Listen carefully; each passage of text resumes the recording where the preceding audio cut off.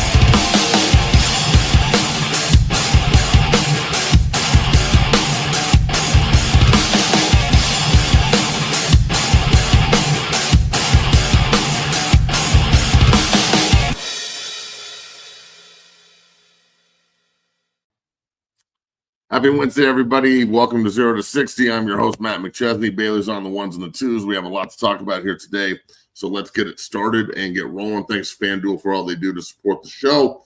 We have a lot to talk about, so let's get going.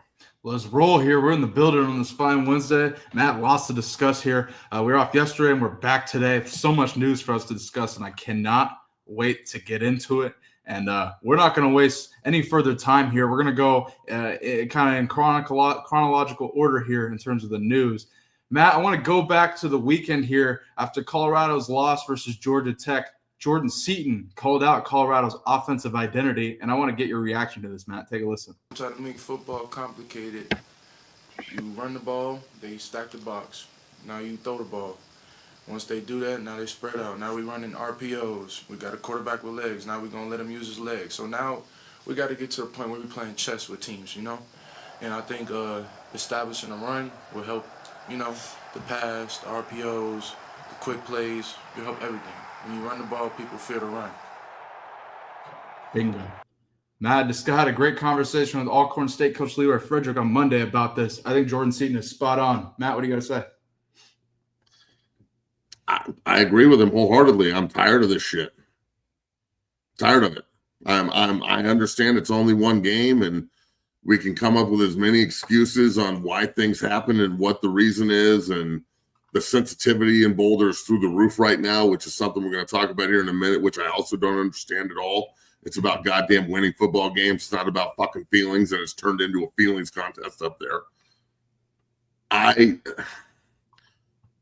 You better figure this out or Jordan Seaton will leave. Yeah. I'm just going to be blunt. Fuck all that other shit. Jordan Seaton will be in the transfer portal the day after the season this year if Colorado is rushing the ball for under 100 yards a game or under 150 yards a game.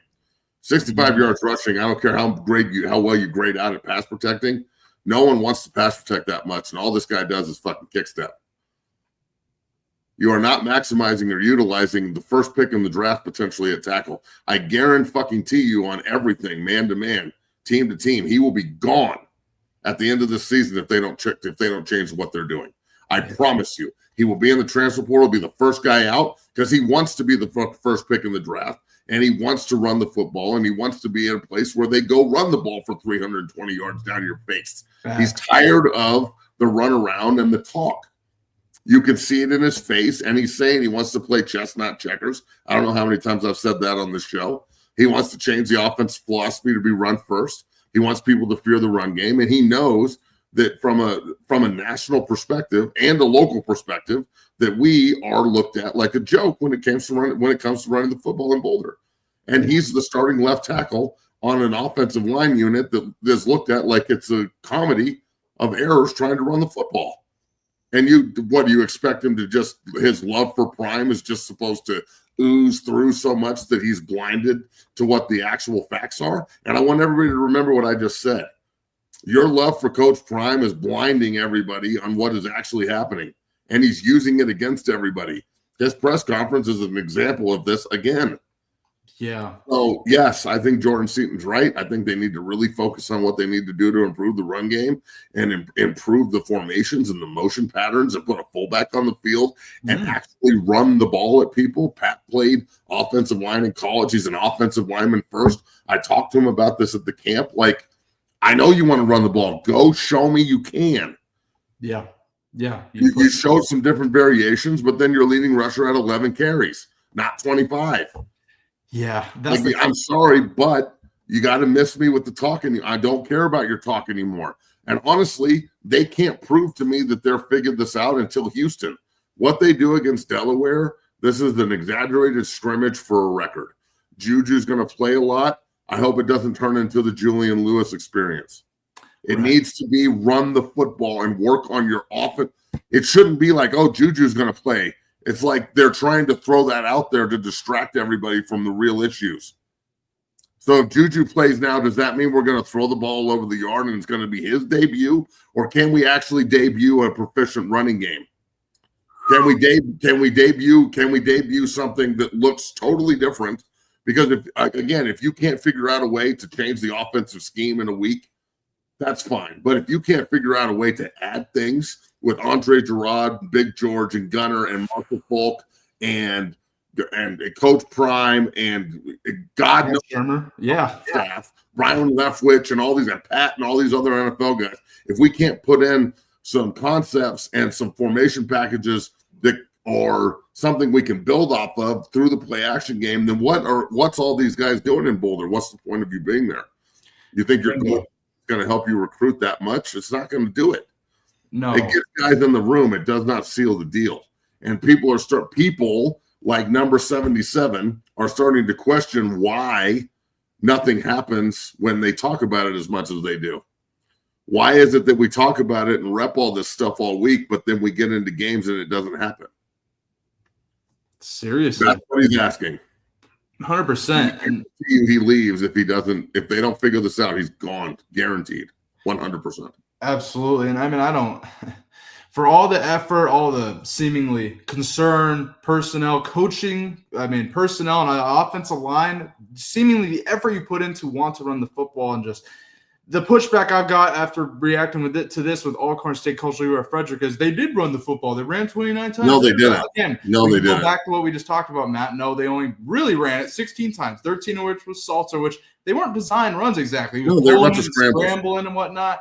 Michael Welch, goddamn, if they gave him more than 11 carries, 5.8 yards a carry. Why isn't he getting 25, 30 carries? That's what Jordan Seaton's saying. Exactly. And what was our golden number last year for Colorado on the yards per carry last year, Matt? I'm just saying, going to Michael Welch, like 3.5. Like, yeah. What was it? 3.8 yards a carry? We wanted him to average 3.5 yards a carry. Exactly. So I'm like, but then you have to get the carries.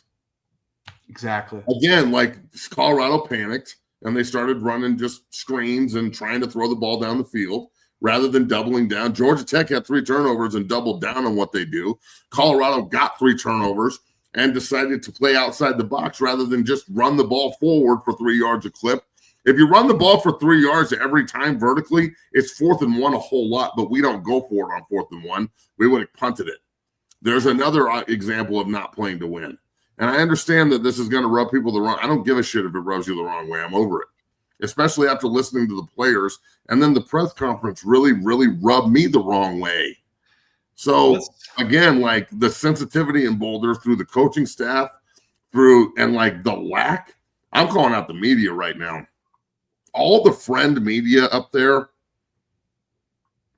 like I know that you're buddies with everybody now and you're not really doing your job anymore. You're simply just a mouthpiece for the Buffs and for the positive message that's out there. But the fact that you guys sit there and laugh and joke and let Coach Prime manipulate the press conference the way that you do instead of asking him real football questions, I think Coach Prime walks out of there going, God, I just played that group of idiots like a fiddle. They don't even ask me hard questions anymore. And anybody that does ask hard questions or anybody that does have the audacity or the nuts or however you want to put it to actually question what's going on up there, they're going to get blackballed, including me probably. And whatever, bro, I don't care. Blackball me. You're still going to recruit my guys, or you're not, and I'll send them somewhere else. I don't give a shit. Woo. Like this has gotten to the point now after watching this press conference and like listening to Coach Prime after the game talk about things that didn't happen. I'm pretty sure we got out of bounds on both sidelines. No, actually. And then he went through the entire rundown with people in the new press conference, and not one of the people in the group of 40 fucking journalists that all watched the game and everybody bitched about the timeouts and not taking them. And not one of you media members had the stones to say, Coach, that's not what happened. You didn't get out of bounds. Let's just think. We started the drive in a minute 2, right, with 2 timeouts. Well, I mean, Matt, let's really dive. Let's watch it. Let's watch the film and see what actually happened. Let's dive into it here. I want to go ahead and we got to start. So the press conference, just to open it, we're going back to the conversation with Pat and the offense here. This is how the press conference opens. They kind of ask about Shermer and the offense, and here's Coach Prime's response while I pull up the Georgia Tech film. And then for Shermer to kind of just like do what they need to do with this sort of offense. It's these trick questions, guys. If we hit the darn plays we hit, we wouldn't be asking these questions. Oh my we had God! the plays. Stop we just right didn't now. Make it happen. Time out. If we would have hit the continue. Here we go. We had the plays there. We just didn't make it happen. You watched the same game I watched. Right? You're right. We did. We had several plays that we should have made happen. Stop it right now, Bailey. He is so aggravated that he has to atone for failure. It's starting to bother me. Seriously. Yeah. I'm sorry. You can be aggravated you lost, but you can't treat everybody that knows football like they don't know shit and expect us to just sit here and be like, okay, because you're Coach Prime and because if you say anything wrong, you're a piece of shit and you're going to get blackballed and ostracized, yada, yada, yada. And they've got everyone so scared in Boulder that they're going to restrict access or kick you out if you're like the guy they kicked out for, what was that cat's name that they just kicked out? Sean Keeler? Remember Sean? Is that? Yeah, I mean, I know Sean Keeler, but a lot of people don't like him, but he did ask hard questions and he got removed. And he's been doing it for a long that time, was strategic? Matt, yeah. You don't think that was strategic to tell, I don't mess with CBS. You guys said this, or you can't talk, Sean Keeler, you're gone. And everybody else in the room was like, well, I want my access, and I'm going to be on Coach Prime's good side. Bro, what are we talking about? We're trying to win football games. The sensitivity shit is driving me crazy. You're Deion Sanders. You're the best player that's ever walked the earth from an athletic standpoint and a Mount Rushmore player in the NFL. Yes, he is. You can answer in a genuine way and not show sensitivity like this and get away. You're one of the guys that can get away with being brutally honest. Why are you getting so why are you getting so offended when people ask you simple questions about what they just watched? For the entire offseason, all we heard was they were changing. We're running the ball more. We're not going to do certain things. And then the same exact things that happened last year happened in this game. And that's why they lost close again. Yeah. And they're asking that simple question. Continue with the press conference. So let's go move ahead here. Let's dive into the end of the game here. Coach Prime doubles down on not using the Colorado's final 2 timeouts late versus Georgia Tech in the loss. Take a listen. Can improve there going forward. Okay, let's just get the cat out the bag. All right, first down, we throw a lateral pass, right? We lose 4 or 5 yards. Timeout. You time out there? Yes. Stop. Yes. Yes. So let's show the first down play. So let's pull up the film. They have 107 left. It's a 107, 2 timeouts. You throw it behind the line of scrimmage and you get stopped. Now, right here, stop it. Yeah. It's 103. You take 102. You take a timeout at 102. That's just like that is a TFL. It's just like getting a sack. The time is more important than anything else. You have timeouts to waste. Why not use them? You 100% take a timeout here. It's clock management 101. I'm sorry, but you got to miss me with this. I've been in way too many meetings with coaches that have talked about this my entire life and how important it is. Yes, negative plays on first down in a 2-minute drill. You 100% have to take timeouts unless it's your last one. And then you got to get up there and spike it and use 3rd and 4th down to your advantage and keep your timeout. So, yes, right here, that should have been a first down, Coach Prime. Let's get to the next part of it. Or no, that should have been a timeout, Coach Prime. That should have been a timeout. That should have been a timeout. We've got 1 timeout left with 1:02 left. It's 2nd and 12. Mm-hmm. Go. Instead, no timeouts taken, 18 seconds to run off the clock. I will say, now, when do they start the next play, Bailey? So they started 18 seconds after. Here, let's take a look. So now 18 seconds of run off the clock before they start 2nd down, right? Yeah, yes. And let me know. Coach Prime's like, we're getting to the ball, we're going back. I don't see a sense of urgency. I almost see and he also said, remember in the press conference, he said we got out of bounds on both sidelines, which you didn't. No. You didn't get out of bounds until 3rd down, and Salter scrambled for like 10 seconds extra to get out of bounds. Yes. Like, so if anything, if Salter is an experienced player, when he sees them crowding the flat route, because that's all we ran in the second half was flat passes. So obviously they're going to guard the flats because, again, it's predictable. Mm-hmm. You should have airmailed it out of bounds. That's how you save a timeout with a quarterback that's experienced. Sure. Period. You want to save your timeouts? That's how you do it. All right, so now there's 47 seconds left. We haven't used the timeout. The clock's ticking. It's 2nd and 12. And you know what you shouldn't do in a situation like this? Unless you have timeouts, you shouldn't attack the middle of the field. Good point, Matt. Yeah, now, if you had no timeouts and you attack the middle of the field, I'd be furious. But since you have 2 timeouts, you can attack the middle of the field here. And if you don't get a first down to stop the clock, you can take a timeout. So hit play. Let's listen to Coach Prime's explanation of the second play, and then we'll play the play. No, you're right there. You don't call timeout there. You got to go. So you're running tempo, right? So the next play, you gain, I guess, 14 yards, whatever. Now you got 3rd and 1. Now timeout. Do you call timeout there? It was 2nd and 12, not 2nd and 14. And I understand that's nitpicking, but he's the head coach. Sure. Okay? So now we're what, 3rd and 1? So yeah, 2nd and 12. Hakeem Williams gets up 3rd and 1 about the 3rd and 1. 40 seconds. You have to take a timeout right here. What? You have 2 timeouts. Take a timeout.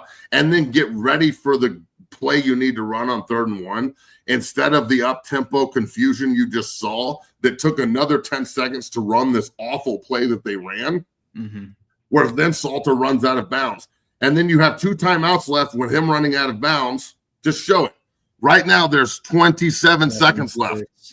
And now 26, 4, 23, 22. He doesn't have the first down. Now he does again, and he's out of bounds. Yeah. And now you're out of bounds with 18 seconds left. It's 1st and 10 on the 50. You have 2 timeouts left, and you just bled 47 or 8 seconds. In 3 plays. No timeouts called. And then they just run back on the field and start throwing Hail Marys. Yeah, that's the other Now you have 18 seconds left and 2 timeouts.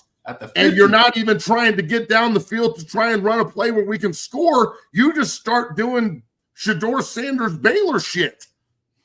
Yeah. Where you're just like, fuck it, 500 ball. I hope we can get 2 of these in. And they get 1 deep pass in? Yeah. Or did they throw the ball twice deep? I tried to throw it twice deep, but yeah. Yeah. One of them was incomplete to Traylon Miller. The other one was, yeah. I love Coach Prime too. I think he's awesome. But we're 3 years into this, everybody. Knock it off with the prime sexual glasses. Look at this like a football player and like a football head. It's not the fact that he keeps dragging it on too. And I know this because I'm a man and I'm an idiot, okay? And I've made tons of mistakes in my life. But usually when you drag something on, you're wrong. You're trying to convince people you're right. This shouldn't even be a topic. It should have been put to bed after the game. Now we're on fucking Wednesday still talking about this. We play Delaware Saturday. And I know Delaware's an FCS school and we should roll them, but I've watched CU lose to FCS schools before in Folsom. And I'm not saying that's going to happen on Saturday, but goddamn. So, again, I know this is going to, people are going to freak out about this, and I don't really give a shit anymore. I'm over it. Because I know I'm right. And look, the coaches in the meeting room, are you a yes man Or do you actually have an opinion? Mm-hmm. Did you sit in the meeting room and just say, yes, coach, because you like your job? Or did you actually say, this is not the way things need to operate? We need a guy watching the clock. There's no way that the explanation fits what actually happened. So everybody in the meeting room, all those coaches and all that football experience all think like this. If that's the way we all think, we are screwed, bro. Let's take a list of the rest of Coach Prime's explanation of the end of game clock management scenario for Colorado. 3rd and 1. You get the first down, the clock stops. Correct? So you get the first down, the clock stops. Now stop real quick. Why is it that everyone's just sitting there doing this? Oh, he's got a point. What? Anybody in DNVR, you guys are up there all the time. Romy Bean's there all the time. Mm-hmm. Brian Howell's there all the time. Adam Munster-Tiger's there all the time. Mm-hmm. Come on, guys. I mean, you're bona fide fucking journalists. You're there all the time. You can all look at me straight in the face and tell me that clock management was okay, and you don't have any questions because your access might get restricted. I'm sorry, but miss me, bro. And I know that now that's going to piss you off. So until the sensitivity level in the Colorado program drops, we're never going to be able to actually solve any problems, ever. Continue. Take a listen to the rest of it. Scramble play. He ran out of bounds. The clock stopped, right? Now we throw the ball out the end zone. Clock stop, right? 500. So when was the time to call timeout? I'm just getting them. Right after the guy got tackled for 4 yards in the backfield and first down. Bleeding clock and yardage. You're bleeding two things. That or the Hakeem Williams play over the middle, not to the sideline. Hey, hold on. I didn't ask him hard questions when I interviewed him 2 years ago. Really? What does that have to do with this? What the interview? Do you mean the interview we had last March before last season? What hard questions was I supposed to ask exactly?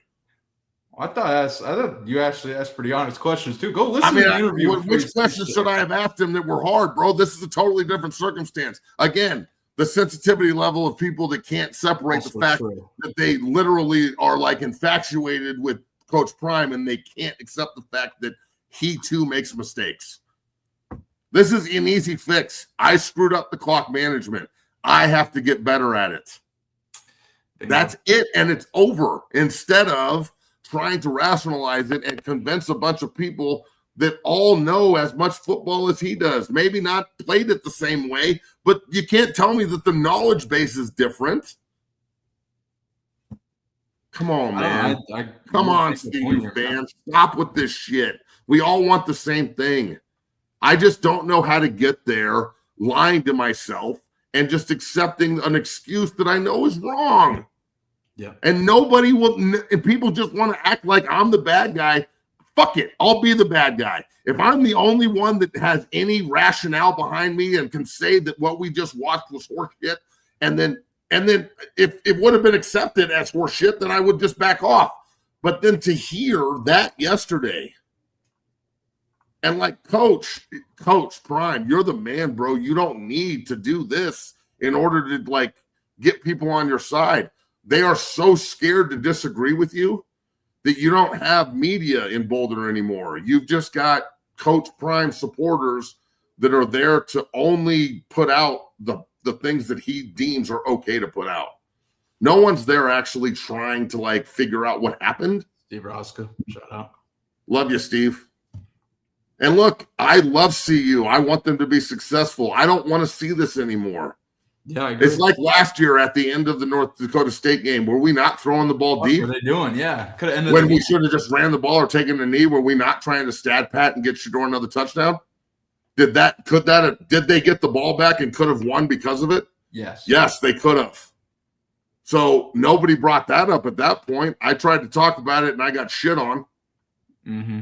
So now an end of the game situation costs us a football game. And if you're like, oh, the game was already lost, you're a fucking loser.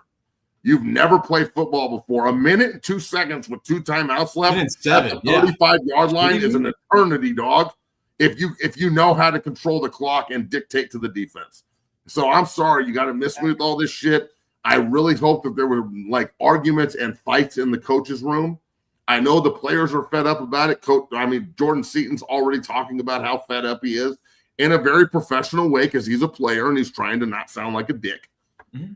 I have the ability to sound like a dick because I run my own show and we're on here to talk and tell you the truth. Yes. So I can just be who I really am. Absolutely. And I guarantee you in 3 weeks, I'll be there for the Wyoming game and all my recruits will be up there. And no one will say shit to me about this.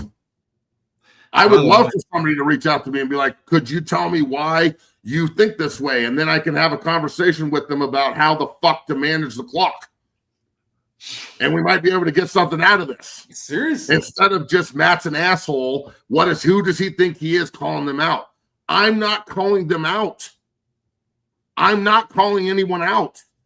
I'm coaching. That's what coaches do. There's not a coach in the world that looked at that and said, wow, that clock management, what he's saying is real. He shouldn't have taken the timeouts. We should just speed it up. We should go home with 2 timeouts. Even Coach Prime said taking 2 timeouts home doesn't help him. He's contradicting himself. And we can fix it. Please, for the love of God, just fix it. Steve Roscoe says replay the last drive at Michigan, 1994. Westbrook gets a first down, goes down to stop the clock immediately. That's situational coaching. Bingo. And then you get the opportunity to throw the bomb. Last year against Baylor, I can't remember the end of game situation, but I'm pretty sure it was like completion out of bounds, stop the clock, bomb. Yeah. Now, they didn't have to do that this time. No. They could have driven the length of the field. And like you could have, bro, you give me somebody that knows how to run the system I want them to run, and we've been practicing all summer and all fall camp. Mm-hmm. 2 timeouts in a minute 2 from the 35, and they're going to play the flats and open up the middle of the field. I guarantee you I can get the ball on the other sideline so I can at least have a shot at the end zone. Because they're not playing to attack you, they're playing to tackle you in bounds. So you have to go where they ain't. And then you have to use your timeout strategically, like Coach Prime said, in order to dictate the flow to them, which was not done. And I'm sorry, bro, but you got to stop trying to attack anybody that says anything that you don't like or different from what's coming out of Boulder. I'm sorry, but miss me. And anybody up there that's got a problem with what I'm saying, Dre or anybody else, my ex-teammates, please give me a call and let's have a conversation on why you think I'm wrong. It can't just be, oh, fuck that McChesney guy. What does he know? Well, apparently more than you. Yeah, and to people who have a problem with, like, Matt, you keeping it real. You're dropping truth bombs today here on 0 to 60. And I mean, we need it. But we need to get, when you're up there in Wyoming, we got to get you a press pass, man. Shoot, we got to get you as a reporter asking these tough questions. I just asked the question. When Coach Prime says, when should we take in a timeout, the guy should have been like, right there. That's when you should have taken the timeout. Yeah. And then you can have a banter back and forth with him, which he loves. He's set to love that shit. He wants to have the conversations. But I'm sorry, but Coach, it's like he's trying to convince himself. You sound like you're trying to convince yourself that you're right, and you're not. And this confuses me, and it gets me to a point where I think that they're going to do this with more shit that needs to be fixed that won't get fixed. Let's go back to the Juju thing. Juju's playing a lot this week. Is it Juju going to go in there and it's going to turn into let's make Juju look good? Or are we trying to fix the entire offense? Is throwing that bait out there about Juju playing this weekend just to try and get everybody to stop talking about what just happened and stop talking about the fact that they only gave a guy who averaged 6 yards a carry and had 3 explosive runs, 11 carries? Ooh, so again, this weekend against Delaware, if Juju has 30 passes and like him and Salter are splitting time and we're trying to highlight the receivers, and we do people think that that's an accomplishment against Delaware? You think that shit's going to work as we get later in the year? Or should we use Delaware as an opportunity to go out and work on our run game and beat these people 42-0 and put 400 yards rushing on them? 150 yards passing, but we're working on something. We're trying to fix something. We're trying to show the fan base and the alum and everybody else that we're serious. Mm-hmm. I guarantee you it doesn't happen. It's not. I guarantee you it doesn't. I guarantee you it doesn't happen. It's going to turn. And look, I'm not saying the Juju show wouldn't be fun to watch. I hope he goes out and dices up Delaware. And honestly, if he doesn't, I'm going to be pretty concerned because let's be real, the talent is not the same. So I really hope that he plays well, but I'm more concerned about what I'm not seeing, not what they're trying to dangle in front of me to distract me from the fact that they're not going to try and fix the running game or any changes. They're going to go out and try and blame it on the fact that, like, we could have won. If we hit these plays, we win. Instead of, if we actually play football correctly and do what we say we were going to do, we win. We win convincingly, in my opinion. Bro, you had 3 turnovers inside the opposing 35-yard line, and you didn't go out and run the football down their throat. You had one counter with good guard tackle pull that broke down the sideline, and then after that, you went out there and tried to run Shador's offense with Salter, who can't do it. Salter should be running the ball 20 times a game. Direct quarterback run 11 on 11. How much did we talk about this over the summer, bro? Extensively, Matt. Extensively. They need to run the ball 11 on 11. They have the biggest offensive line in the Big 12. We're still out here playing 500 ball. Extremely frustrating. I'm really sorry for giving my opinion. Who the fuck am I to give my opinion? I don't know shit. I'll just sit here and fucking take it. All you prime sexuals just lube up and start fucking.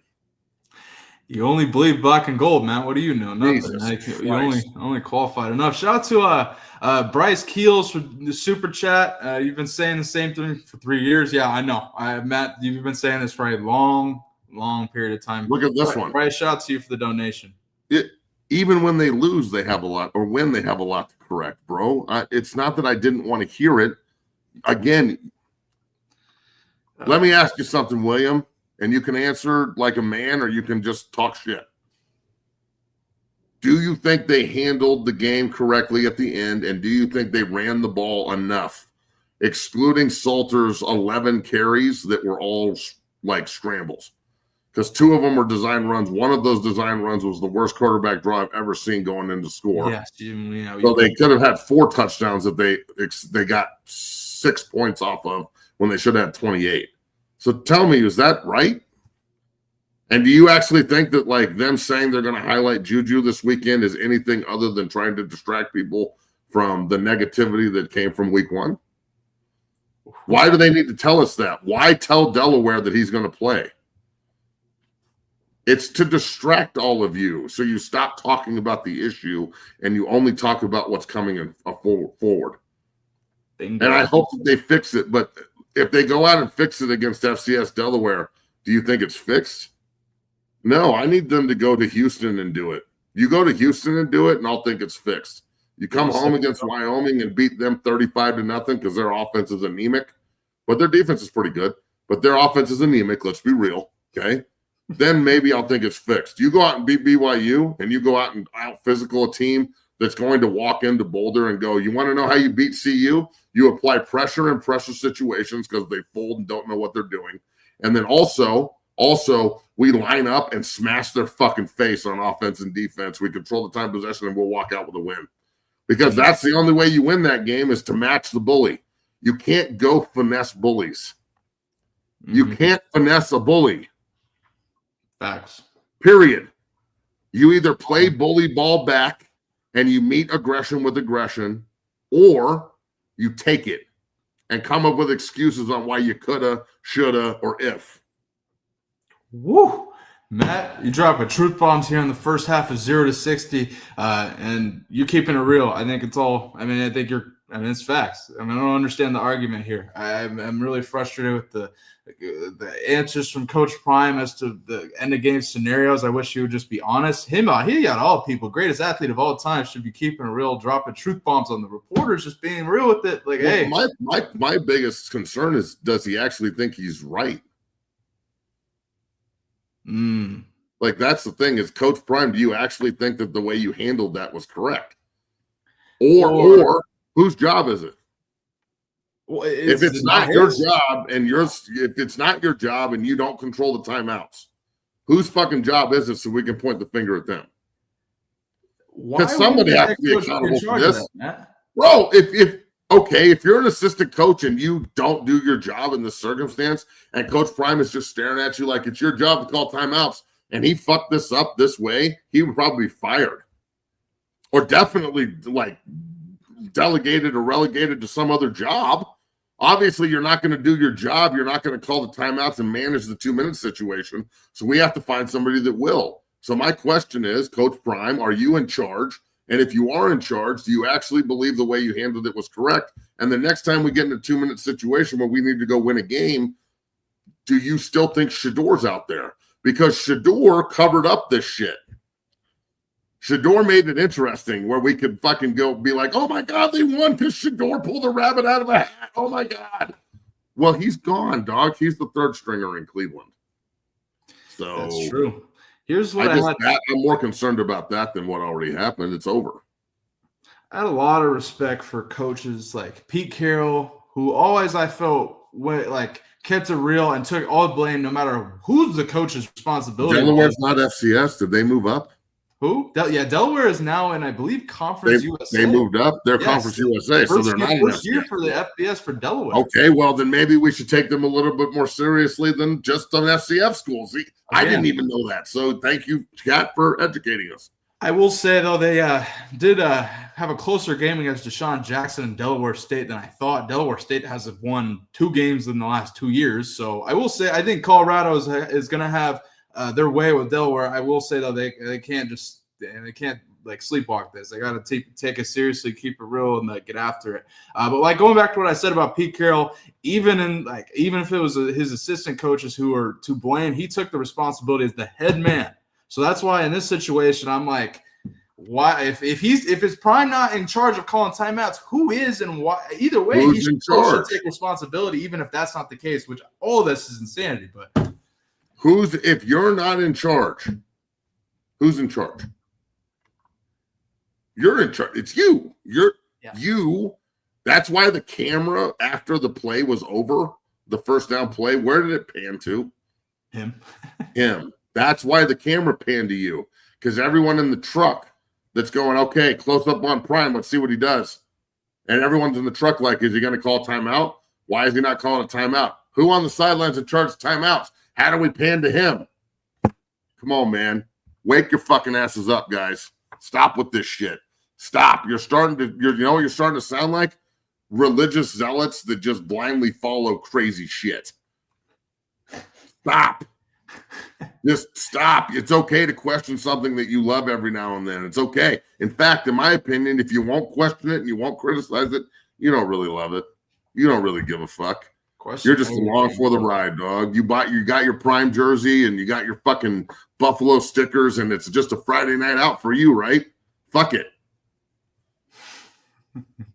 Question everything, Matt. We're going to take a brief break. On the other side, we're going to really preview Colorado versus Delaware and then really dive into NFL talk because, Matt, the NFL is back tomorrow. And it's okay. This is what it is, bro. I'm prepared for it. Yeah, I'm not going to entertain it. Here we go. Here it is. Oh, no. Yes. I told you. Here it comes. Hater, racist. Bam. Are you just saying that, man? You don't actually mean any of that. No, what? It's just like, all right. Here it comes. God, I could have fucking bet on it happening, and we would have fucking made money today on FanDuel. Are the anonymous haters in the comments going to go the same route they always go? Yes, no, yes. Seriously.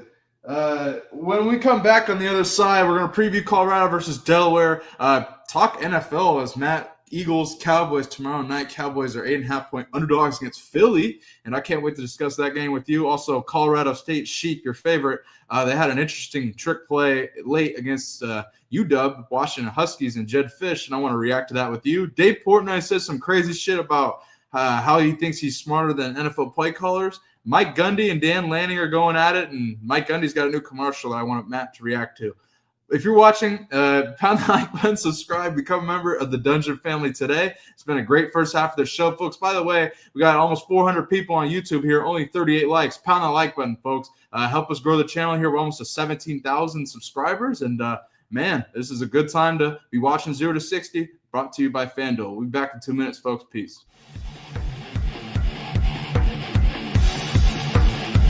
Whether it's offensive linemen as they work combos and double teams and also pass pro and punch, I think the unique physicality of this is outstanding. So much so that you can use it for your shield on punt team or as you rush in the shield.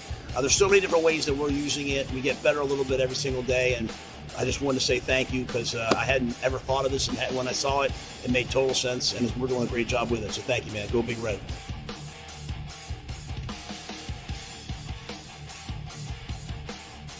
What this has done for us is it's allowed us to, because of the surface area, because of its firm nature, I can still strike against another player and have to use that punch just like you do on a sled. At the same time, have to time my punch because it could move. I can teach defensive linemen how to handle double teams because they can feel pressure. We can simulate contact in a safe environment in non-contact times because of this unique bag. Welcome down here to the Lab 60 Football Academy, 60 Strength and Fitness. I am your owner and operator, Matt McChesney. I just wanted to let everybody know that 60 is now on Cameo. You can go on Cameo and request any tips for training, any offensive line, defensive line tips, recruiting tips. I get so many inquiries in my inbox on a daily basis about tips and can you look at my film and can you do this? Can you break down something for me? I'd love to. All right? It's like the Joker said, my man, right here. If you're good at something, never do it for free. So Cameo is now your bridge to 60 Football Academy. Go in, request what you want, tips, suggestions, recruiting, film, and we will make sure that you get the absolute best from the best. So check out 60 on Cameo at 60 Academy. Cameo, 60 Academy. Cameo, 60 Academy.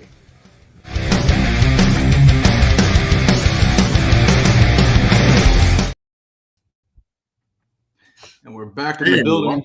If you're watching, go ahead and pound that like button. I'm going to address this one time, and I feel like look at this one. Look at this one.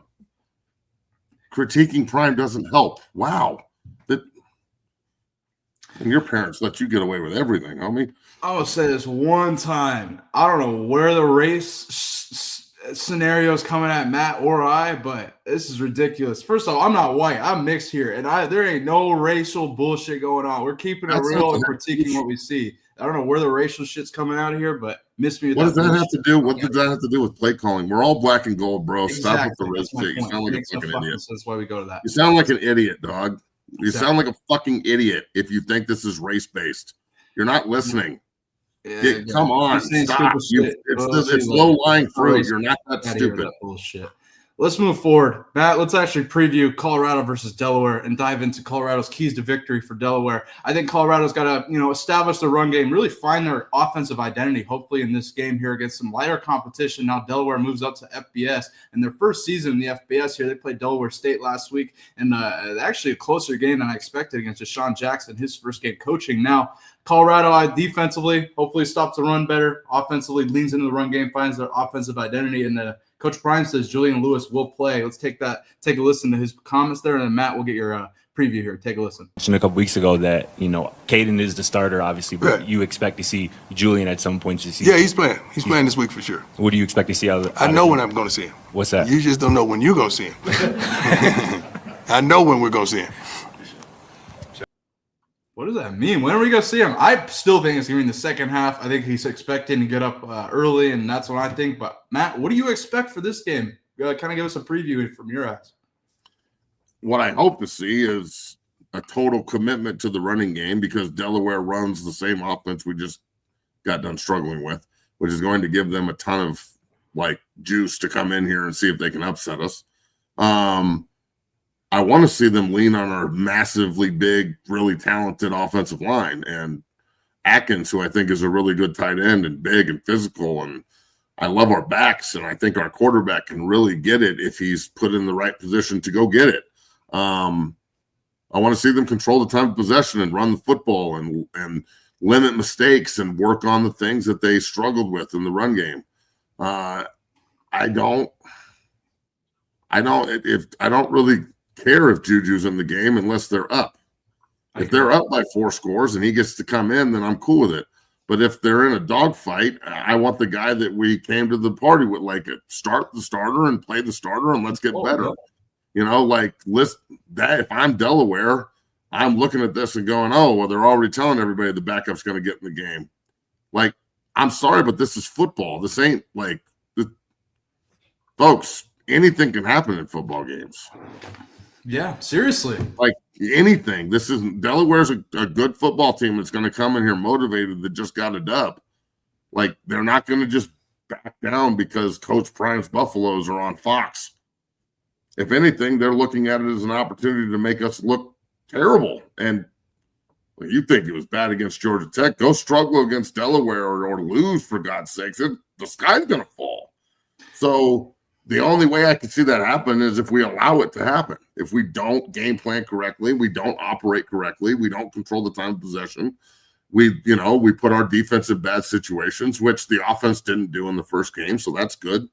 I think that CU has the potential to be a really, really good football team, coached by excellent coaches.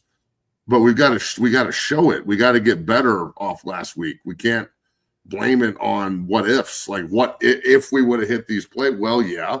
If they wouldn't have turned the ball over 3 times, what does the game look like? Since we're playing the hypothetical if game, so do we score? Do we like that? So that's really my thing. Is I just need to see it, and I don't know why that's so crazy for everyone. I don't know how all of you can just listen to the staff in Boulder consistently say that they're going to do something, and then they never do it, and you just keep acting like they're going to do it next week. Right. Like your wife, you must be watching your wife get fucked every other day, and then she'll just tell you what won't happen again. No, it won't happen again, honey. I got it out of my system. Next time will be different. You come home, the milkman's in your bed again. I mean, how naive is everyone? Seriously. And Steve Roska, I think, says it best here. Defense better show up with some damn heart. There was none in the second half. And I think Colorado defensively, it's got to really check some things, and especially in the defensive line, linebacker groups. What do you expect to see from Colorado's defense in game 2, Matt? Well, I hope to see a dominant display of being better than everyone. Facts. I mean, like, there's no way that the Delaware offensive line should be able to block our defensive line.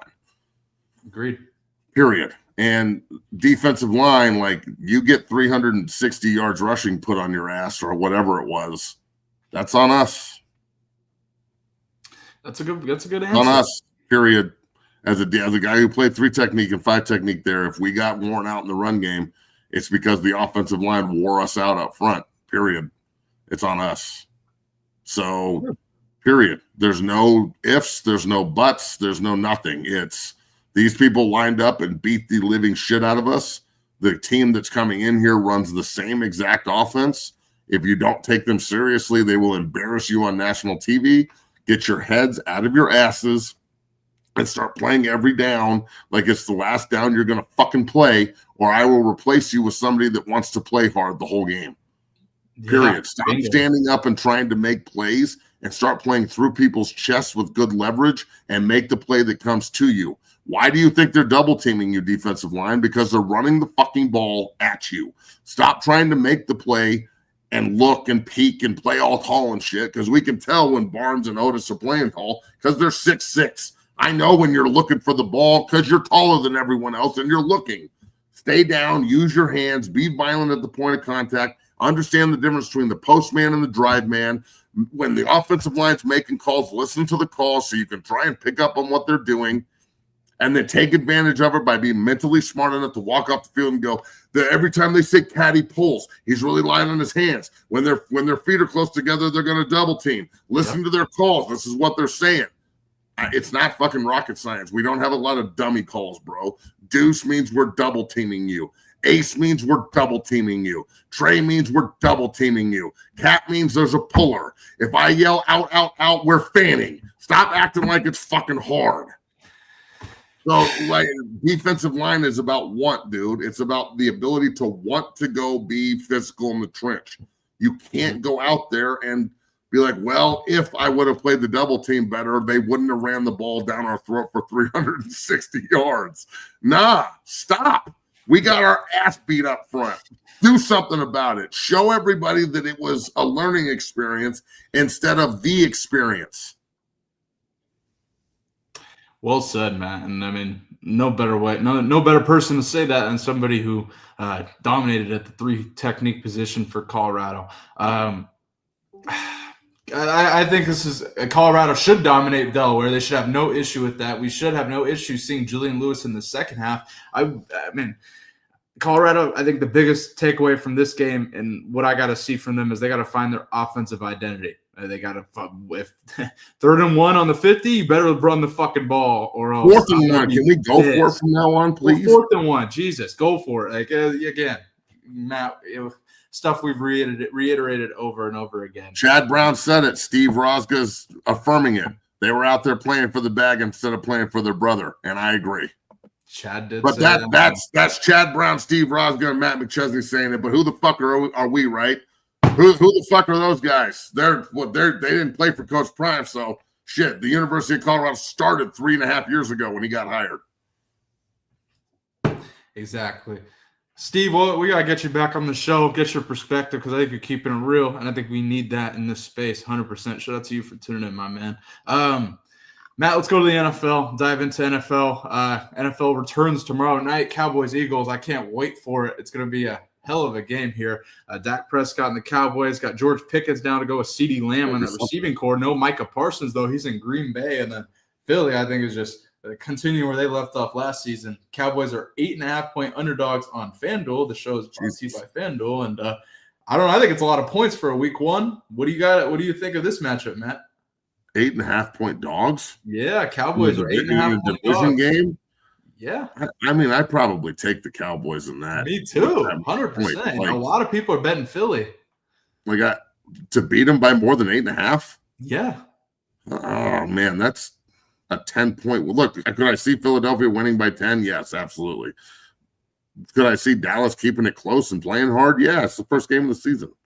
Like, yeah. Anything 7, I'm like, it's a divisional matchup, week 1. I think both offenses got something to prove. I think anything. Look. I know we're talking NFL, but this is what it is. If Bucky doesn't want to come back on the show, which we haven't really talked about it, so I don't know. But he's been a great guest in the past. If he doesn't want to come back on the show because I think that we should do better in clock management, then that's his choice. Yeah, I mean, I think you guys are underestimating the Sanders family. You guys think that they're like they can't handle anybody criticizing them, and I don't think that that's true necessarily. I just think Coach Prime is handling this one a little bit crazy. That's all. Yeah, and I don't think I don't understand how you can defend it.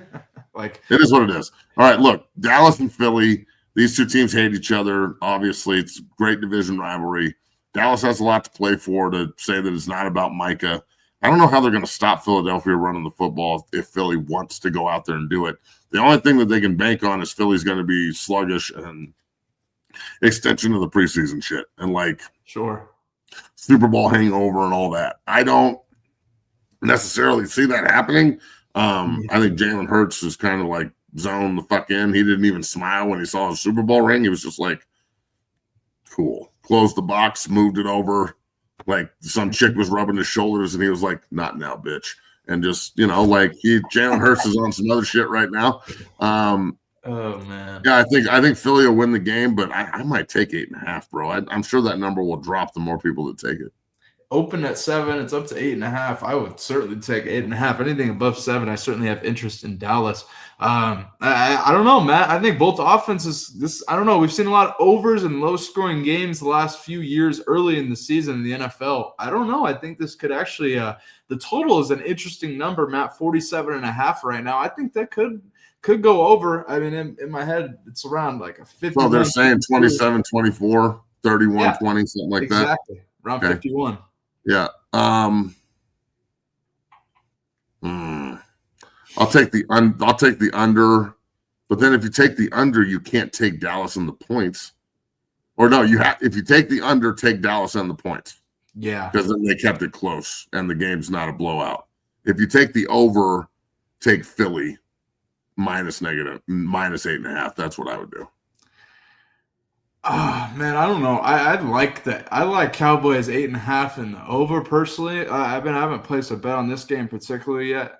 I've done a lot of college, but I would lean Cowboys 8.5. I think that number anything above 7 in a divisional game early in the year. I think the Cowboys offense too could shock some people in this game. Certainly got a lot of weapons for Dak Prescott. Look at this. What in the fuck is this person talking about? Gathering your thoughts? What is Dr. Phil? I'm really confused about that. What the fuck are these people? What are you talking about?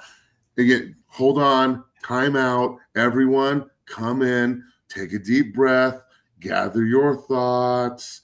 Gather your thoughts. You are enough. You are special. Everything's okay. Winning and losing is just, it's a facade that's not real. Everyone gets a ribbon. We've got orange slices. Gather your thoughts. You are enough. Colorado football. Oh. Now go out there and get it, team. And if they hit you too hard, help them up. Gather your thoughts. Now think about taking a fucking timeout. Exactly. I don't even know what to say that one, Matt. Wow, that was a different side of Matt McChesney there. Wow, unbelievable.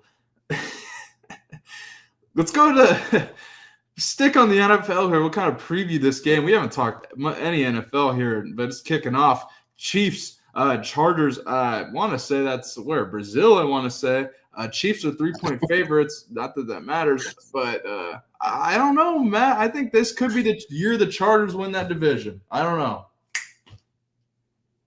I'm not even betting this game. They're in Brazil. Yeah. Like, how long are they in Brazil for? More than like a day? This has the propensity to be like 20 penalties and 8 turnovers. And if you don't know why, you never played in the NFL. I never went on a road trip to Brazil for a week, but I'd imagine maybe that the guys might have a good time when they go there, just maybe, judging by what I've seen. You know what I'm saying? So, I just remember the game last year. I mean, didn't they have to tell the Eagles? Like 35-31, and like they told everybody not to wear green or leave the hotel. Exactly, all this weird. I don't know if that's true, but they told them not to go around and shit. Like, I'm like, ugh. Yeah, and then they did it, and the game was. Look, do I think that it'll be a good game? It's a division game in Brazil. I'm not going to bet on it because they're in fucking Brazil, and there's too many factors that, in my opinion, will play into the game and that aren't football related. Just saying. I mean, I'm sorry that like I have to be the one to tell you guys this, but young football players don't make good decisions. We won't have curfew for 4 days, and everyone's like, "We're in Brazil." What? Just saying. Yeah, I don't know if I have any betting interest on that game. I'm really high on the Chargers, though. And I don't know. 46.5, again, the total is really low. One of these games is going to get really, I don't know. I could see that game going lower scoring. Chargers really want to run the football with Marion Hampton, even with the loss of Rashawn Slater. Thanks. Shout out to Steve Roscoe for tuning in. Oh, boy. Matt, we got 46 as well. I would take the over on that for sure. The secondary is going to party hard on both sides of the ball, so like the secondary is going to be out there dragging ass. It's time to discuss something that's probably going to piss you off a little bit. Nice. I'm really curious to see your reaction to this. So Dave Portnoy says that he thinks that he is smarter than certain minds within the NFL. I honestly think play calling, I'm smarter than 99% of play callers. Take a listen to this, Matt. I'd be one of the great offensive minds in the history of the game. I honestly think play calling, I'm smarter than 99% of the play calls. I may not be X's and O's and pull guards and power trap and all well, this. That's opposing idea is what you just said. You'd be one of the best play callers, but you don't understand pulling guards. No. He has Kadick for that. Exactly. I'm just going to stop there. Matt, go ahead. 6-year NFL veteran Matt McChesney. What do you have to say to that? I'm one of the baddest motherfuckers that ever lived. I smell good. I look pretty. Joe Rogan, I'm one of the baddest motherfuckers that ever lived. Look, Dave Portnoy. Look, I don't have a problem with Dave, but this is fucking ridiculous. Like, Dave, dude, shut up. You could be a 1% play caller because you know situations. David, quiet. Quiet down. You run a media company. You obviously have a lot of bread and a lot of pull, and you can say whatever you want because you're the boss. But at least Brandon Walker's giving it blowback. Like, whoa, what? Like, that's the thing is people will actually challenge Portnoy, which I dig, and he'll take it and run with it. But this is fucking insane. But look, this is why we have problems with people in the chat, because the people in the chat actually think like this. Like they think that people that actually did it don't know what they're talking about, and everybody that plays Madden and like year 15 of the franchise and like haven't touched a vagina in over fucking 6 years, like that they're right. I mean, I'm sorry, but Portnoy sounds like a fucking idiot. You sound like a fucking moron, bro.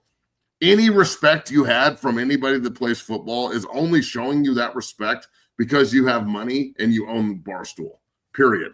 They don't respect your football acronym.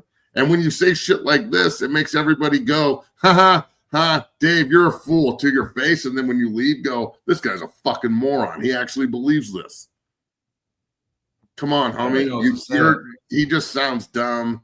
And this is another circumstance where, he's putting his foot in his mouth, but he does it all the time. I watched him try and build a fence once where he put the nail, he nailed the nail into the fence part, or it was like a slot into the slot, and then put the slot on the fucking fence and tried to nail the nail through the slot onto the fence. And the fence was like moving back and forth and he couldn't figure it out. And it was hilarious. I'm just saying, I trust him as much with football as I do with carpentry. So to do with carpentry. That was a good one. And I mean, you ain't lying either. I don't understand. This is complete insanity by Portnoy. I don't know if he's doing it for clicks or insane. Whatever. Insanity. But and he believes that shit. He actually believes what he's saying. I don't know if that's like a thing now where you can just, I mean, I know it's been a thing forever because, I mean, fuck. But can you just say whatever you want, and if you believe it, it's real? Because if that's a thing, I'm going to start talking some real shit. I mean, I think that's the case on Twitter. I mean, everybody seems to say whatever, and Oh, all the anonymous assholes on Twitter, like all the anonymous assholes in Highland Ranch. There's so many anonymous fucking asshole pieces of shit in Highlands Ranch. They all their kids go to fucking Mount Vista too, and there are a bunch of anonymous parents up there talking shit. Yeah, I love anonymous people. You're the fucking best. I know how much you love anonymous people. Now, speaking of clicks and likes, Dan Lanning, Mike Gundy, but I don't know, kind of cynically going at it in the media here. Dan Lanning had some comments. Take a listen to this, Matt. Gundy spoke quite a bit today and mentioned a lot about how much the resources are here, a lot of spending on the team here, suggested the roster cost $40 million last season, and also said that non-conference scheduling perhaps should be more aligned with budgets. Just didn't know if, with all of those comments, if you had a particular reaction or thoughts about future scheduling or how much there may be a disparity between these programs.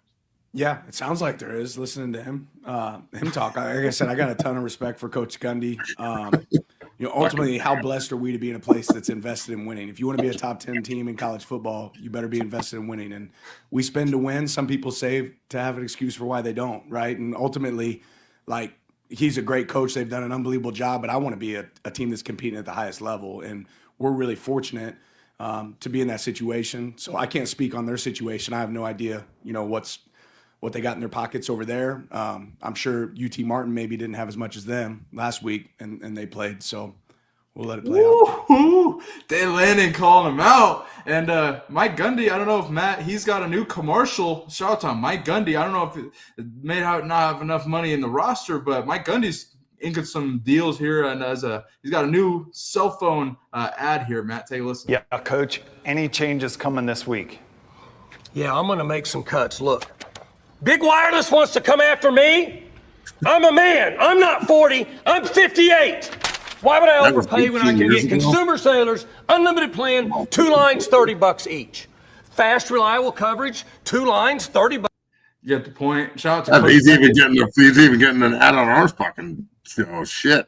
Yeah, I mean, look, Gundy's funny. Gundy's kind of run his course in Stillwater, I think. I think after this year, they'll probably fire him or he'll be asked to resign. I think Oregon is going to beat the fucking bricks off of them. I agree. What? Are they in Austin? I believe Oregon's at home, yes. Okay, that's going to be two a up fucking there. They're going to murder Oklahoma State. Oregon's going to murder Oklahoma State. Now, I will say this. Anybody that wants to criticize Oregon, you can criticize them all you want. Go ahead. Go in on them. But you're jealous. You're jealous because you don't have Nike money. You don't have an unlimited check. You don't have the facilities. You don't have the cleats and the uniform. That's all they got. They don't have a national title. So that's true. That's all they have. And that's cool. Oregon's a great program. I'm not trying to compare. I love Dan Lanning. He's my guy. But let's be like, he's got the best job in college football. If I was going to give him any advice, it's be never fucking leave. Your winning percentage is going to be through the roof. You're going to be in the playoff all the fucking time. Kids want to come play there because you can pay them to, and they look cool, and the atmosphere is awesome. And eventually Oregon will win a national title at some point in their future because they're paying to do so. And Oklahoma State, the last time I checked, you have T. Boone Pickens in your pocket. So what the fuck are you talking about, Mike Gundy? T. Boone Pickens rebuilt the entire stadium. It contributes more fucking money than God to Oklahoma State on a fucking monthly basis. So don't act like you don't have some big ass donor behind you doing the same exact thing, Gundy. What the fuck are you talking about? Like, Mike Gundy, you're full of shit, man. This is erroneous. Yeah. Yes, he has Phil Knight and Nike, and you have oil tycoon billionaire fucking T. Boone Pickens. The goddamn stadium is named after the fucking guy. So, again, what are we talking about, Gundy? Like, obviously, Mike Gundy's lost his goddamn fucking mind. I'm going to be honest. I think Mike Gundy's already come out and said he thought NIL and transfer portal would go away. And, I mean, I don't know. He certainly had the money, but I don't know if he had the execution or really took it seriously. And now he said this offseason was the first portal class they paid to bring in, I guess. And I don't know. Here we go. More comments about this. I like Dan Lanning. Dan Lanning's a killer. Like, I like him. He's cold. I think they're gonna get a natty up there. I don't know. I think he's building a monster. It just takes time, but I don't know. Oregon's been a monster, bro, forever. Like, they've been a fucking powerhouse. Oh yeah, facts. For a long time, as long as I can remember, under Bellotti to fucking Chip Kelly to everybody that was, like they've always been hard to deal with. Mario, and a very, very good football team. So. Yeah, absolutely. Final thing we're going to address before we get out of here. I don't know if you saw this. What's up? He's on one today. They did drop it. We get. Oklahoma State got some. We've already discussed that. What's up with Ryan Williams here, Matt? He's got an emotional stuffed animal. I don't know if you got a chance to see this. Hey, hold on a second before we talk about this. I have to. Look, I understand you may not like him, but Dan Lanning was not born on third base. Dan Lanning started as like a GA at like Stony Brook, bro. I remember 15 years ago, Dan Lanning being a GA at his first job coming to recruit my guys. Mm-hmm. Like, I've known him since the beginning, and he started at the bottom and cut his teeth and rose through the ranks because he's good and because he can connect and he can coach. So you can think this all you want, and maybe getting the Oregon job is looked at as being on third base because of their resources, but I know him for real, and that's just not true. Facts. Coach JB can vouch for Dan as well. I mean, Matt, you ain't lying there. emotional support animal, Ryan Williams. He's got a stuffed animal here. Hasn't had a 100-yard game since Georgia of last year. And he's got the Peyton Nails, the fucking go ahead, Matt. Just you can call it whatever you want. I can't. This is 2025 if I've ever seen it.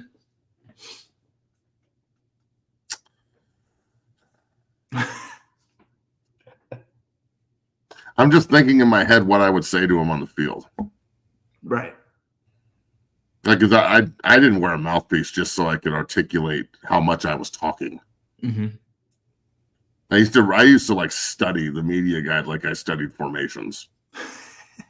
Like my senior year, the starting center for K-State, the last home game was Mike Johnson. Mike played at Fairview. His mother's named Kathy. They used to have pot roast and like meatloaf. Pot roast on Tuesdays, meatloaf on Thursdays. Right when he walked up to the line of scrimmage, I was like, Mike, that meatloaf Thursday night when your mom was fucking excellent. You weren't there. I'm talking, dog. I'm right when I see this. Like right when he walked into the stadium, I'm sure somebody from Florida State was like, how's your pink stuffed animal, you fucking pussy? I'm sorry, bro, but this missed me with this shit too. This wrong game. Put your fucking stuffed animal in your backpack, you fucking huge vagina. On top of like paints Come on, dude. What the fuck has happened to men, dog? But hey, keep in mind that we need to accept this now because, again, like we were talking about earlier, feelings matter and your support animal is special, even if it is a stuffed animal, you psycho. And you are a special, delicate flower. You should absolutely not listen to any of the haters because that's just what they are because you're special. And when you get to the NFL, maybe you can get a fucking Teletubby fucking like sponsorship or one of those Build-A-Bears. We can go take you to Build-A-Bear after the game and get you a nice set of teddy bears. Oh my God, teddy bears for everyone. Get the fuck out of here. What's happening? I don't even know what to say. It's like NSYNC has taken over the fucking world. And it's like all these guys were raised on was like fucking like NSYNC and what was the fucking the Ricky you don't fucking know. You don't even listen to music or watch movies or fucking watch TV. You don't know shit. Why am I asking you? Oh, shit. Yeah, sure. Here's a point I want to make on Alabama's front. Trent Richardson. Ricky Martin, thank you. There you go. Yeah. Fucking Ricky Martin is taking over. Ricky fucking Martin. Going back to AJ McCarron, Trent Richardson, they host a podcast. They are very critical of DeBoer in Alabama, especially after their loss to Florida State. I don't hear the same vitriol towards them as like people like us or people in the media like for Colorado who keep it real. I'm just saying I just interesting note I'd drop there on Bama and media before we. That is very interesting. I agree. Just saying. But nonetheless, be on the unemployment line here pretty quick if things continue down this road. Folks, pound that like button, subscribe, become a member of the Dungeon family today for only $2.99, the best $2.99 you ever spent in your life here. Man, this has been a great show here. All you guys tuning in here. We'll be back tomorrow to really break down Colorado's keys to victory against Delaware and what to expect for Julian Lewis. What will we, when will we see him in the second half here? I don't know. Could sprinkle him in early. Coach Bryan says he knows when he's going to see him. You just start him. Fuck it, start him. Let's just start a shit show. Quarterback controversy. Oh man, don't do that. I mean, goddamn. I think both Caden Salter, Colorado benefits from starting him, and Julian Lewis benefits from sitting behind him and developing. That's what I think. No one ever benefits from watching. Okay. I personally think that if he's going to be your future, he should be your present, and especially if we're going to run the offense we ran last week, where we actually need to throw the ball to win, yeah, he should definitely be playing. That's just my opinion. Really pissed off. What the fuck do I know? I'm gonna be really pissed off here. I might do it. I don't. God, what if he goes in there and turns into the number one quarterback recruit in the country and the 5-star he is, it tears it the fuck up and I would be hyped. And it just slices everybody up. Are you still gonna be pissed off then? I'll shut the fuck up real fast if he puts 350 and 4 tutties on the board. Then I don't give a fuck what we do running the ball anymore because I know we're at 500 school. And I'll be cool with 500 school because obviously 500 school works when you got freaks and a guy who can throw on the ball. But right now we've got a running back playing quarterback. I need a quarterback playing quarterback unless we're going to run Georgia Tech's offense with the running back at quarterback. And if you don't think that's true, you don't know shit. Salter's not Lamar Jackson. Like when people say Lamar Jackson's the running back at quarterback, they sound the dumbest fucking shit I've ever heard in my life. He's an elite level quarterback with elite throwing skills in the pocket. He just has the ability to also make you look dumb as fuck with his feet. You have to pick what you're good at. Like, let's make it. Again, I'm going to say this now with 800 people watching and the most we've had all day. I think the Juju thing is simply bait to get everybody off what happened last week and have people focus on Juju playing rather than the offensive line getting 60 carries under their belt in the game. The fact that Juju is going to get work would insinuate that we're going to be up a ton. If he goes in the first quarter, we are simply trying to just confuse people. Yeah, I'm gonna be really confused. This is a Saturday game, 2:30 or 3:30 p.m. Eastern, 1:30 p.m. Mountain Time, and I don't know, Matt. I may do a watch party. I don't know if you're around on that Saturday, but if we come out in that first drive, I see if it looks like the second and third drive for Colorado against Georgia Tech on the first drive against Delaware. I don't know. I'm going to be extremely concerned to say that. And I'm not going to be mad. I'm going to be concerned. At that point, it's going to be like, what needs to happen in order for change to happen? Right. Like, what is it going to take for us to look at this like football people and stop looking at this like we're looking at it now? Yeah. You know what I'm saying? Because the football people in that room are so incredible. I mean, incredible. Seriously. Some of the most incredible football minds ever. Mm-hmm. Just please start thinking like a football player and stop worrying about what I say, what the media says. Stop playing into the fact that the media and everybody up there are friends. They're not friends. They're doing a job. Come on. The fact that they won't report anything correctly is on them. That's journalistic integrity, which obviously a lot of these guys have forgotten that. Or they like their jobs and they saw Sean Keeler get kicked out for asking hard questions. And they watched CBS get ostracized for asking hard questions. Mm-hmm. And nobody can say anything about that. And now they've trained the media not to say anything in Boulder. You can't question and everything. The press conference is just like a big hangout. And we're not going to ask any tough questions because that might put Coach Prime in a precarious situation. And I think Coach Prime's way tougher than that. I think if you challenge him, the competitor in him will come out and you'll actually get a real answer. If you allow him to manipulate the media, how many times have I said that he plays the media like a fucking fiddle? Yeah. Well, he's got them out there dancing around a campfire right now, just fiddling away. And the entire fucking media is just running around the campfire like, hey, it's a Coach Prime party. And what are we doing? I'm going to be honest. He plays it like a fiddle, but he's selling bullshit here saying, why wouldn't you take the time? I don't know. He even asked who would take the time out right there right in a now. room full of people who say they know. Yeah, like who would have taken the time out right there? If I'm in the room, me, I'll take time out now. Right there. Time out. Take a time out. Take it. I was screaming it in my fucking house. Why are we not taking fucking time out? I text you like, why are we not taking fucking timeouts? What's happening right now? Yeah. So look. At least his girlfriend isn't on the sideline. Yeah. Jordan Before Hudson. we get out of here, can we please talk about that real quick? Let's discuss that. So this was let me just note, this was pre-game. So this was not during the game. I've seen a lot of different. I don't give a fuck, dog. Get off the goddamn sideline. This is business time. I don't need your fine ass walking around here smelling all good and shit. I need to focus on fucking hitting someone or coaching.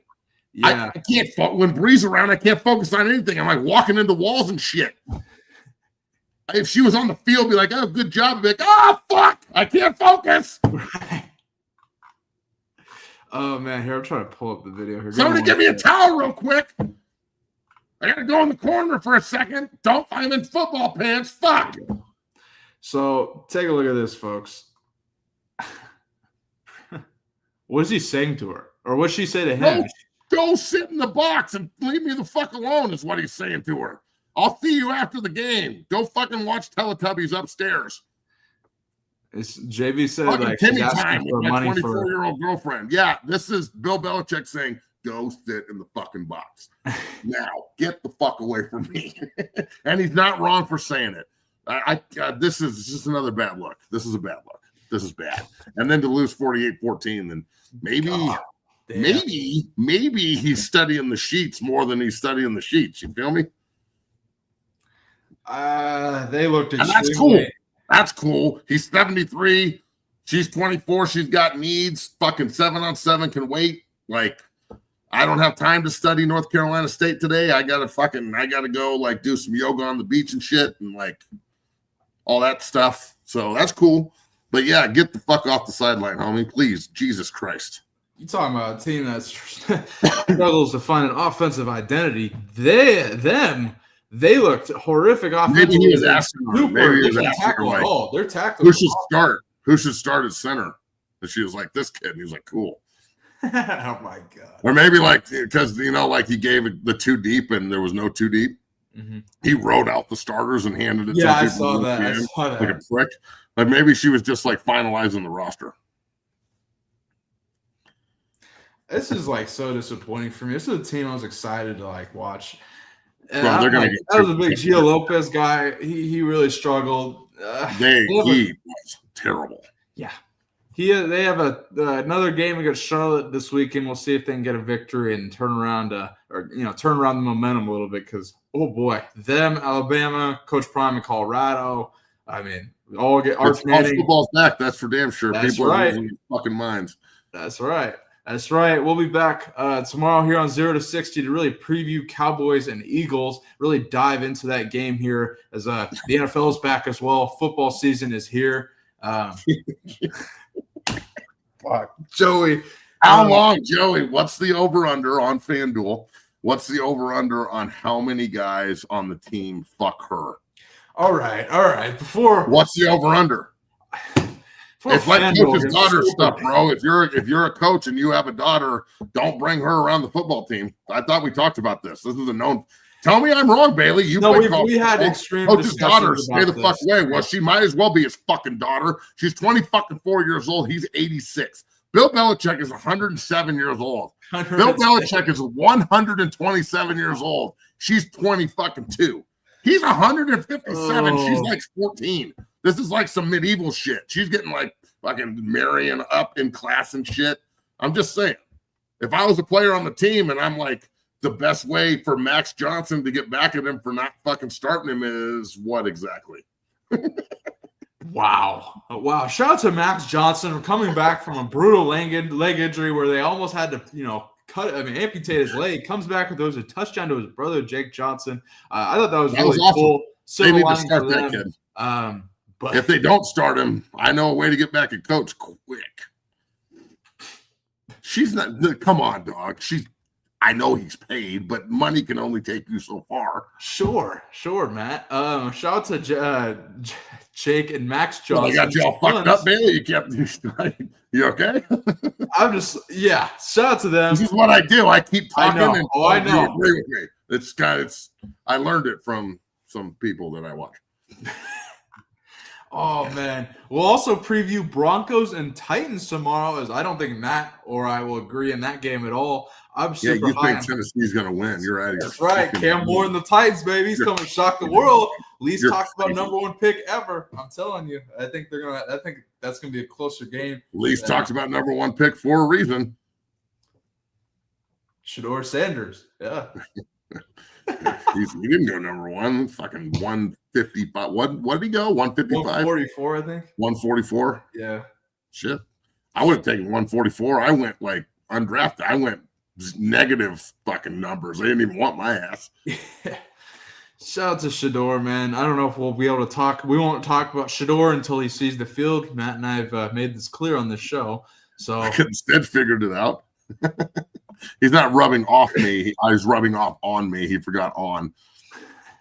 Rubbing off like that. So I learned. You are correct, Sid. I did learn it from him. Mm-hmm. Just keep talking until everybody's just like, wow, I wish this guy would shut up, so I'm going to agree with him. I know how this works. I'm not dumb.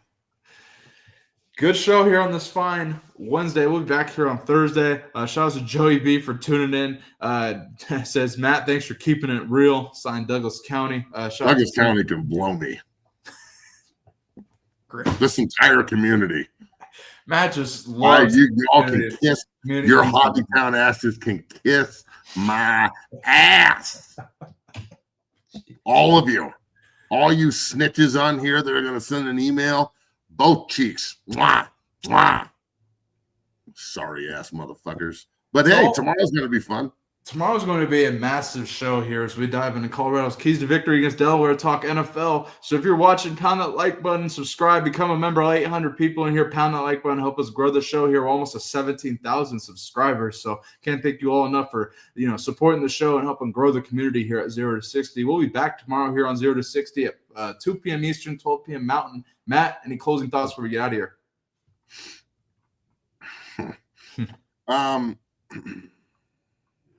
You know what? No. I said all I have to say today. Sounds good. Folks, enjoy your Wednesday. Thank you for watching. We'll see you tomorrow. Yeah, here, run the goddamn ball. There you go. There's something I got to say. Run the fucking ball.